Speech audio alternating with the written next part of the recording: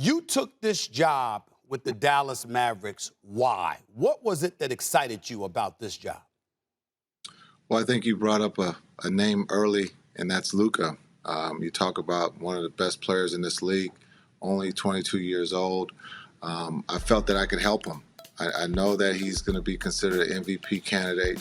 I've been around a couple of MVP candidates, and so my job for Luka is just to make it easy. But, the biggest draw is that we have a young team, exciting team, a team that set records offensively. And I felt that if I can give some defensive principles, we could be one of those teams that can raise that gold trophy at the end of the season. Why not this year? When Mark Cuban interviewed you for this job, obviously Dirk Nowitzki and others had a lot to do with you getting the job because Dirk Nowitzki obviously has significant say within that organization at this particular moment in time, as well as he should, considering his greatness and what he's done for the Dallas Mavericks all of those years. Nevertheless, when you took the job, what did Mark Cuban tell you he needed from you and he needed from this team specifically? Well, Mark, his first thing was be yourself. We all understand that you have a high basketball IQ.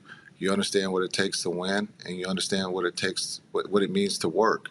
And so he's been great. I've played for Mark, won a championship, and so I understand that he's competitive. He wants to win, and so, but he also understands that we all have to work and do our part. And so that was the first conversation that we have had, in understanding that it's really simple. Be in the gym, make guys better, and have fun doing it. Bottom line is you're the new head coach. You got a new president of basketball operations in Nico Harrison, who I know very, very well and expect to do a tremendous job now that you've replaced Rick Carlisle. He's obviously replaced Don Nelson. When you took this job, you've obviously heard a lot of noise about Luka Doncic and the relationship that he has with Kristaps Porzingis. What can you tell us about what you heard, and what could you tell us about where you believe that relationship is now and is heading? Well, I think we all heard in the NBA circle that there was, tension between the two.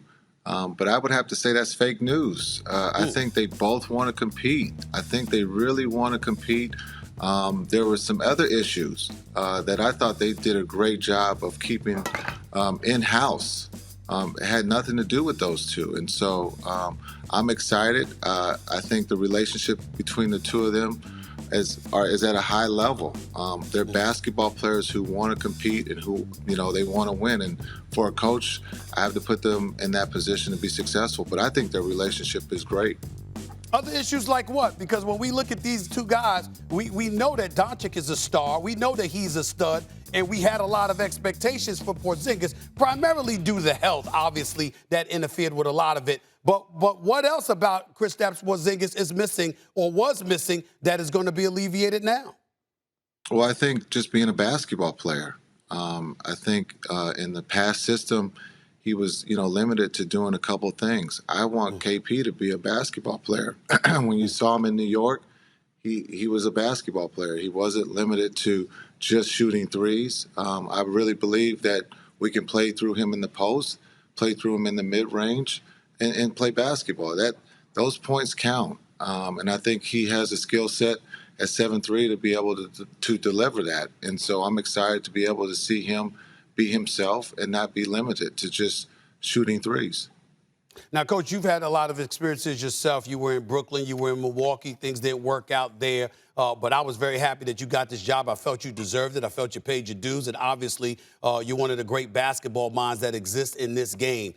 Where do you feel you are and where your growth spurt has taken place in order for you to warrant this position as being the new head coach of the Dallas Mavericks? What's different about you now compared to what you were when you were in Brooklyn and Milwaukee as a head coach? Well, I think the biggest difference is, I went straight from playing to becoming a head coach and responsible for 15 players. I think 2 or 3 of those players are going to be Hall of Famers in Brooklyn. And so just understanding what it meant, the responsibility of 15 guys. As a player, as a point guard, you're responsible for 4 guys on the floor and yourself. And there's a big difference between that. And so going through that, I was very fortunate to have those older players in Brooklyn. And then when I got to Milwaukee, they were on the heels of just winning 14 games. I thought I brought what it meant and how hard it is to win in this league, and shared that they had to work hard, and we built a great foundation in Milwaukee. People always say that it didn't work out well. I think it worked out great, because I taught those young guys what it meant to be a pro, what it meant to work, and Giannis turned out to be an MVP. Chris turned out to be an All-Star. And so I look at it differently in a positive way. And now I can share that experience here in Dallas.